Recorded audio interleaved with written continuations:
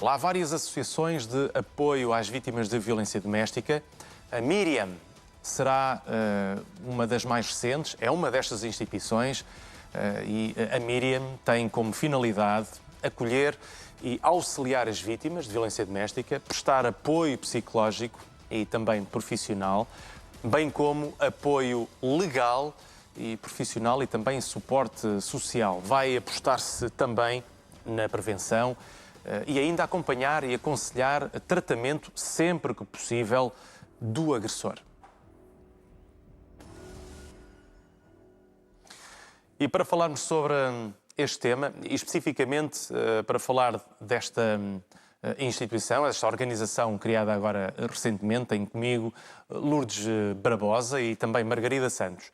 A Margarida, que está aqui ao meu lado, é uma vítima de violência doméstica e que de forma corajosa está aqui a dar a cara e que nos vai, obviamente, ajudar a perceber melhor este fenómeno. Sejam bem-vindas as duas. A Lourdes faz parte desta organização. Sim. E daqui a pouco, aliás, daqui a pouco não, já, vamos falar sobre os vossos objetivos. Nós todos os dias, sejam bem-vindas as duas. Obrigada. Nós todos os dias, no SOS 24, não é preciso fazer um esforço de memória muito grande para dizer que se não é todos os dias, se calhar é 99% das vezes falamos de violência familiar. Violência familiar e, portanto, e já percebemos também, basta olhar para os números, não olhando apenas para os conselhos das instituições, que este é um crime que é uma prioridade neste momento. As pessoas... As vítimas foram ganhando coragem ao longo dos anos e vão denunciando, mas a verdade é que é muito difícil combater este crime e preveni-lo. Quais são os vossos objetivos e já agora porquê é que, de repente, alguém toma esta nobre iniciativa de formar esta associação? Pronto, o nosso conceito de vítima, portanto, engloba, de facto, não só as mulheres, mas também as crianças, os homens e os idosos. Considera-se também que as crianças estão na primeira linha da vitimização, digamos assim, quando existe violência. Os nossos objetivos, como de alguma forma já falou, portanto, engloba 4 níveis. Portanto, o primeiro é o auxílio imediato e acolhimento imediato da vítima. Portanto, o segundo seria o suporte social pelo estabelecimento progressivo de redes sociais, de uma rede de parcerias. O terceiro, a prevenção, como foi falado aqui há tempo, que é muito importante, a formação, a educação e o esclarecimento junto das pessoas sobre esta temática tremenda. E o quarto, o trabalho com o agressor. Portanto, estes são quando possível, quando desejado, e a nível psicológico e espiritual. Portanto... Um dos pontos curiosos e importantes é vocês sublinharem que querem trabalhar também a questão do agressor, porque, na verdade, um agressor, independentemente de ser punido, de responder perante a justiça, vai continuar inserido na sociedade. E daí, porventura, eu estou a sublinhar este porventura e estou a ser irónico, é de facto importante trabalhar também na prevenção neste capítulo. Nós não estamos a querer ser utópicos. O que eu quero dizer com isto é, estamos a dirigir-nos a um grupo de agressores que desejem arrepender-se, mudar a sua atitude. Portanto, e por isso procurem auxílio para a sua personalidade, digamos assim.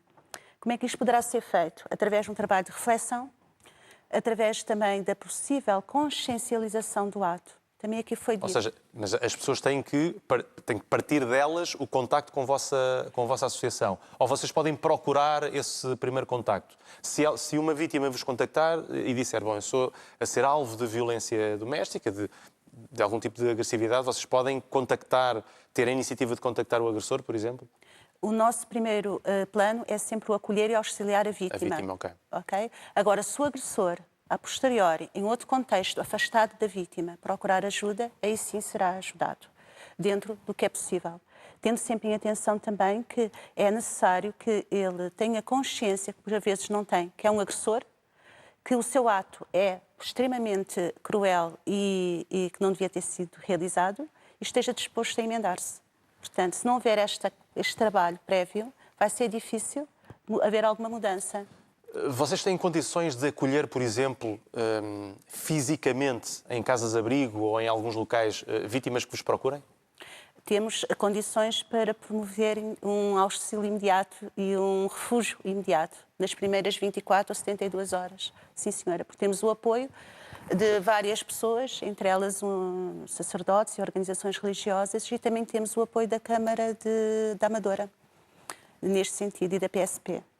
Ou seja, o processo é um primeiro contacto, vocês avaliam e preparam o terreno para que a vítima seja protegida e seja levada para um local, se for o caso. Exato. Aqui ao meu lado, já o disse há pouco,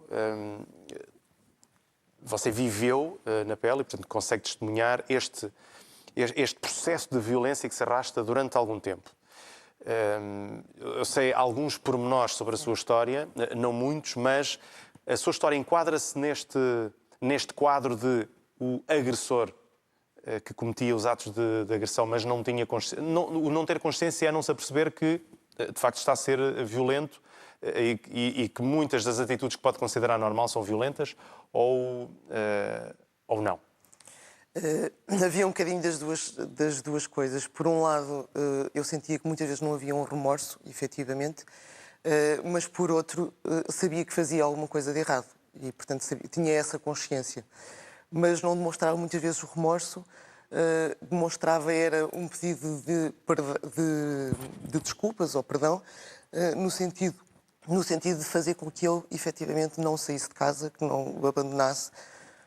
Ou seja, como é que a história começa? Só para percebermos se, eventualmente, a sua história é a mais comum, fazendo comparação com outras. Bem, a minha história, neste caso, recai já num segundo casamento, mas, em todo caso, eu acho que é muito como todas as outras histórias de outras vítimas, em que nós pensamos sempre que somos diferentes, somos especiais. Porquê? Porque somos tratadas assim. Ele tinha uma postura comigo quase principesco, não é? Tratava-me lindamente, eu era a melhor mulher do mundo, era tudo ótimo, tudo maravilhoso. Rapidamente me pediu para viver com ele, havia uma grande paixão, obviamente, e tudo se acelerou um bocadinho para eu estar o mais próximo possível dele, para estar sempre dentro dos horizontes dele, e a partir de uma determinada altura é que eu começo a sentir alguns sinais de exaltação, de alterações de humor. E, portanto, comecei também a notar também algumas situações de muita preocupação com limpeza, com coisas simétricas e, portanto, também associei isso, depois de algumas pesquisas, também a uma perturbação obsessiva compulsiva. E, portanto, até o confrontei com essa situação. E passou por um processo grande até eu perceber, efetivamente, até interpretar todos estes sinais, não é? Se me perguntar desde quando é que foram as agressões, eu nem consigo situar exatamente. Porquê? Porque se calhar o primeiro ano não era... Eu própria não tinha noção dessas agressões no sentido da agressão de violência física e efetiva, mas já havia um outro conjunto de agressões, nomeadamente psicológicas, manipulações, perseguição, por toda esta questão das redes sociais, que há pouco falámos de haver um controlo. Ele fazia-me todo esse controle, portanto, ele tinha que saber onde é que eu estava, ele tinha o meu próprio GPS de telefone para saber onde é que eu estava, constantemente ele queria saber tudo o que é que se passava comigo. Eu não podia ter amigos homens, por exemplo, portanto, havia aqui aquela componente que nós associamos, como há pouco foi dito também, que há aqui um ciúme, há aqui uma preocupação muito grande comigo, porque ele gosta de mim como mais ninguém gosta. E, portanto, nós criamos esta ideia que, efetivamente, há muitas coisas que é por uma paixão, um amor completamente diferente de todos os outros. A certa altura, depois há um salto. Exatamente. E a situação escala. Exatamente. E escala de uma forma que começa a ser até mais regular, portanto, este tipo de agressão, este tipo de assédio, de perseguição. E depois, quando nós estamos a vítima, e era esse ponto também que eu acho que é importante ressalvar, nós encaixamos um conjunto de coisas já como normais. Porquê? Porque vivemos aquela realidade e a pouco vamos assimilando aquilo como uma coisa... Primeiro estranhamos, e como se costuma dizer, depois entranha-se. E, portanto, há um conjunto de coisas que não são normais e eu, só depois de ter saído disso, é que percebi que havia muitas coisas que vivia que já não eram normais e que eu já assumia como sendo normais. E, portanto, há uma escalada. No meu caso particular, ele entrava em loopes e, portanto, ele passava de pessoa espetacular e, portanto, tínhamos uma relação espetacular para uma pessoa irascível e completamente desconhecida para mim. Até que teve coragem, temos de terminar, Sim. teve a coragem depois de terminar a relação. Exatamente. Portanto, teve que ser numa noite fatídica, digamos assim, que tinha os meus filhos, e em que eu pedi à minha filha para ligar para o 112, porque ele, naquele momento, estava completamente descontrolado e surgiu da cozinha com uma faca e, a partir desse momento, eu fechei-me no quarto com os meus filhos e só a partir daí é que saí de casa. Nós hoje temos de terminar. Eu vou desafiá-la a voltar cá para terminar esta conversa, esta parte mais difícil da sua história. E queria só, antes de... Obrigado pela coragem, por ter vindo aqui. Queria só, antes de terminar, sublinhar que vocês vão ter dia 20 deste mês, 25, dia 25, um jantar, no fundo para... jantar solidário. Solidário, para juntar verbas para ajudar no trabalho com as vítimas e nas linhas que já falamos, no Seminário de Alfragide.